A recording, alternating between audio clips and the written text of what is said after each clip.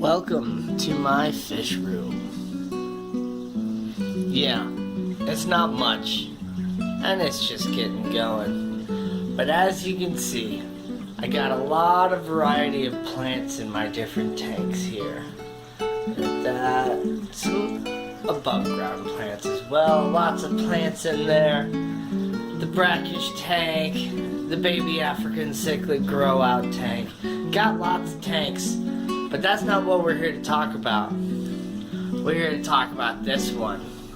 This new 20 long that I got. I'm gonna make an Aqua Garden. So let me tell you what I'm gonna be using as the substrate. I got some Miracle-Gro Nature's Care Organic and Natural Potting Mix. Got some Epsom salts. Got some blood meal. Can't forget over here I also got some Osmocote. That's what I lumped into this mud that we got right here in the base of this cat litter jug. So I just added some water from my 40-gallon breeder bed of sorority over here. I'm going to top it off tomorrow because it is getting a little late. I'm just not going to worry about it right now. But I added some water, mixed it all up, and so I'm going to let this sit overnight. And tomorrow I'm going to get started on making the base substrate on my Aqua Garden here. All my other tanks are more about the fish and about the aquascape, and obviously you see it's filled with rocks and all this stuff, and it's meant to look a certain way for the fish. But the Aqua Garden is going to be more about the plants, and it's a spot to put all my extra trimmings and stuff kind of in between tanks so I can grow my own plants to use for future aquascapes, to even add to my current tanks that I have now. Next day, and everybody's all fed and everything, so it's time to get started on my Aqua Garden again. And here's my mud. It's mud, as you can see. Got a nice kind of clay, muddy, not soupy consistency, and I'm gonna put it all in this 20-gallon long. I still think I probably want to end up putting the 20-gallon long down here underneath the 40 breeder, just because that's where I have most of my plants and all that.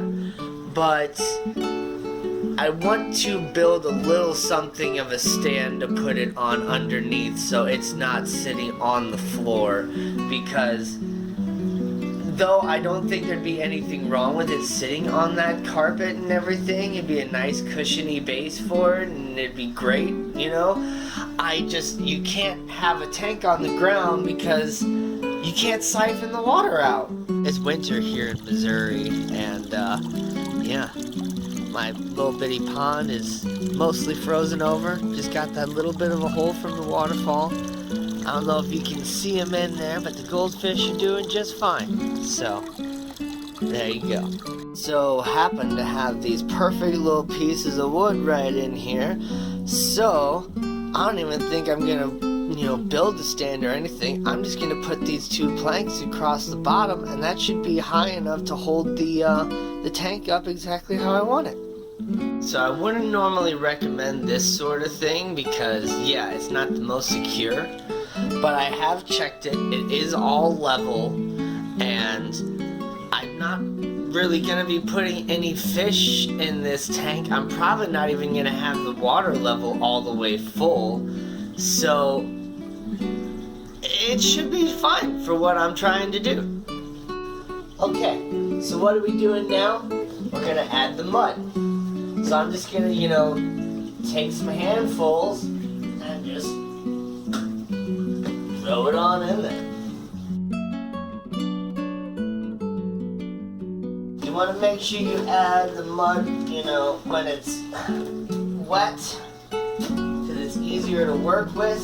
You don't wanna add just dirt, because it can get air pockets and stuff in there.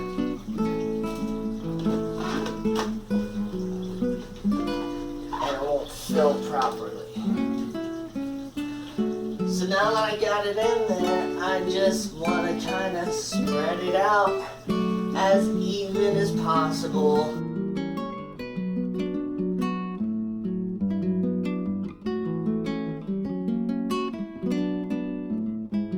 There we go. Nice and spread out. So now, yep, I'm just going to come in here with a paper towel and then just kind of, get any of the dirt that fell into the sides of the glass. Get that down, and then also just kind of make sure that it's good and spread out evenly. You want to kind of pack it down a little bit, but you don't want to, like, you know, really pack it down. You don't want it compact.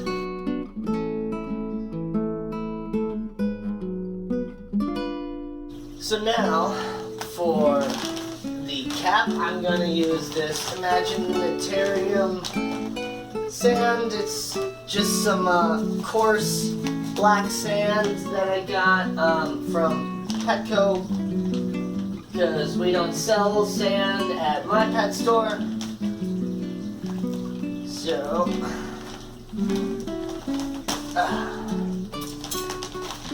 just gonna kind of rip it open, and I'm just gonna carefully pour it in there. And you want your sand to be dry so that it easily caps the mud, and you can easily work with it and get it in there.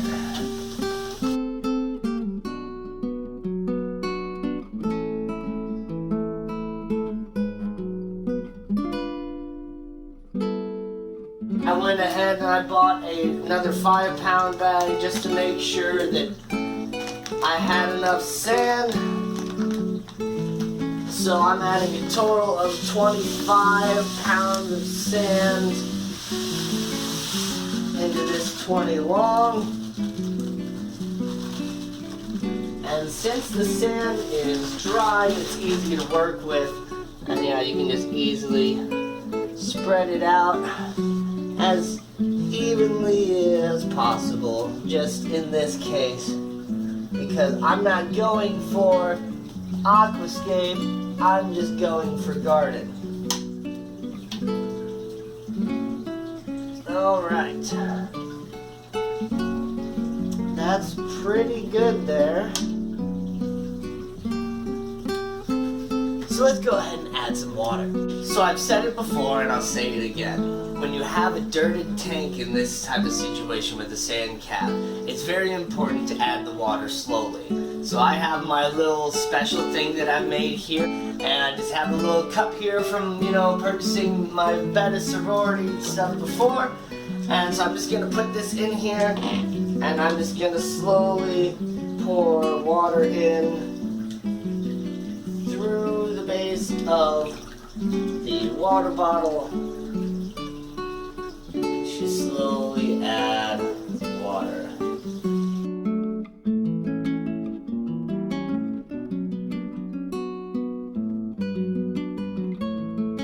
You don't have to do it necessarily this way for the entire 20 gallons of this tank. But at least when you're down this close to the substrate, it's very important to make sure that you don't disturb it and get that mud rushing up, have the sand get down there, because once you get that dirt in the water, you're screwed. Like, you're not completely screwed. You can get rid of it, but my goodness, you basically have to start completely over almost, or you have to at least like do severe water changes, make sure that that sand is capped again. It's a lot of work. So it's best to just put in a little bit of extra effort at the beginning to make sure you don't screw yourself over. Another tool that I like to use to help fill up a tank like this when I don't want to disturb the substrate or anything like that, and I even do when I'm filling up my bigger tanks, is I actually use one of these like breeder boxes, because they got these little grids on the side, but there's no holes in the bottom.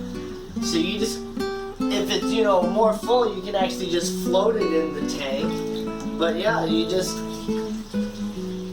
then you can fill it up a lot faster, and the water goes out to the sides versus down. And when you get the tank a little bit more full than this, you can even just take the entire bucket and then just dump it straight into the little breeder box. It's quite efficient. So I'm doing everything I can to try and get rid of all the glare. And I don't even have a light set up on this tank yet. But as you can see, got a nice like 2-inch layer of sand on there. And just got, you know, about 50% filled with water. There's some air pockets that are still in there. Some random bubbles popping up here and there. So I'm gonna go ahead and let this tank settle and sit for a whole day, and we'll pick up again tomorrow. So yeah, it's been more than a day. It's probably been a little bit closer to a week, but I finally got a light and I got it all set up and hooked up in there. The glass lid does leave that little bit of that black stripe down the middle, but that's okay, because I'm probably not going to keep the lid on there long term anyway, and so what, this tank isn't really for show. Like I said, it's to grow plants. So there's only about an hour left of, you know, light on the tank in the day, so I'm going to get some of my trimmings and stuff and get some stuff planted in the morning. It's the next day. My light is working well. I got one of those that you can program all the different light features and stuff, and it automatically has a timer and everything. But we're not here about the light, we're here about the tank. So let's go ahead and drain out this little bit of water, replace it with some nice fresh water. I'm going to go ahead and add the sponge filter from this tank over here, and we'll get all my trimmings and stuff in there.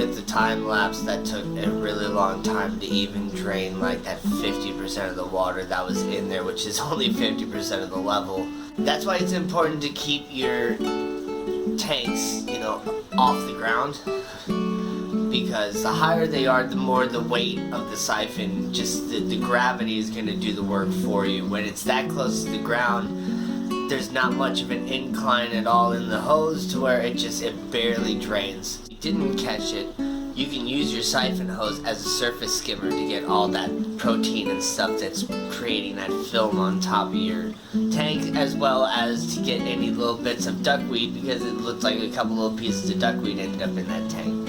And this is the extra tissue culture from building my fairy forest before, so that's going to be going in as well. In my bed at sorority, I just have a lot of different assorted plants in here.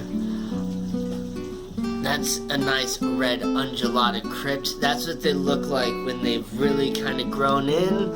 And that originally started in a tissue culture just like this.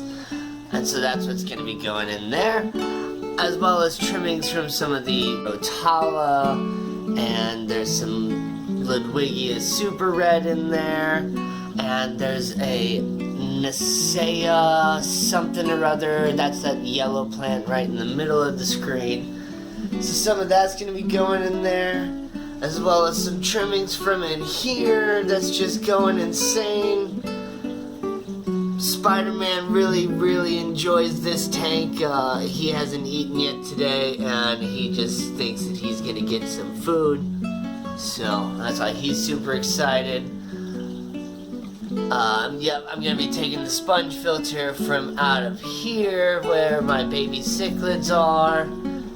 And I'm also going to be taking trimmings from this. My no-tech tank just has a light. I'm going to be taking some of the Hydrocotyle Japan, as well as the Monte Carlo and dwarf baby tears that are growing out of there. And then here's how the fairy forest is coming. The dwarf hairgrass is doing really well as the red undulata crypts as well. You can tell I like my red undulata crypts. One, they're easy to find. I find them in my Petco, or no, PetSmart actually. And then they grow really well. I lost like all the Rotala macronda pretty much, but the Ludwigia Super Red is doing really well. I've trimmed it several times and kind of replugged it. That's Alternanthera renici from the Spider-Man's tank out there, because the Alternanthera renici didn't really kick off very well. And then there's some Rotala that I added from the Beta Sorority into here. And it's really starting to come together. I like how the colors are developing. The moss on the top and the Bucephalandra are doing fantastic. And yeah, Colonel Mustard really likes it in here. The star of the show, my pink flamingo crypt from Aquarium Co-op. Once I saw that available, I knew I had to start my Aqua Garden because it's an expensive crypt, and I could really only afford one. But I wanted to spread out and grow and go crazy before I start using it in different scapes, because I don't want to add just one to a scape. So I'm gonna start growing it out. This is my Threadfin Rainbow and Pygmy Cory tank. Java ferns a lot in the middle, and I'm not going to be really taking any trimmings from here because this tank is really starting to come together well. Might trim the Rotala a little bit that I've been taking out, and that one in the back is getting nice and tall, so just sort of skipped the planting and trimming process, but I got some Hygrophila of sorts, the pink flamingo crypts, Hydrocotyle Japan, got, you know, Monte Carlo right in there, you can't really see it. Then I got the Rotala and the Nasea, and I got, you know, just some wire around a little bit of Java moss in there. Nothing really too special. Then I got the red Ludwigia, the red undulata crypt, and like right here in the front is like the dwarf baby tears. Just kind of got it all sectioned off. Like I said, nothing really special, no aquascaping, just got it sectioned because it's a garden. It's not a fish tank. Alright, so now that it's filled with water, you can really see it. Nothing super special, just some plants growing in some dirt with a sand cap and a sponge filter. I added, you know, some beneficial bacteria and some other stuff in there because, you know, plants like a nice cycled tank as well. I didn't clean the sponge filter. You can really tell, especially since the tank is completely see-through, that, you know, the water is a little cloudy. That's totally fine. There's just some dirt that came from the sponge filter through the transfer, and like I said, that's totally fine. I actually want that to help get the tank really good and cycled. And then the whole week that it was sitting there before, I had some quick start in there as well. But the only thing I did kind of special was add this little bit of a gradient between the green, then the yellow, and then the red. We'll just kind of see how it all happens, and we'll see if those pinks really start coming out. There, Tundra. Anyway, thanks for watching. I'll see you all next time. Don't forget to like and subscribe, and have a great day.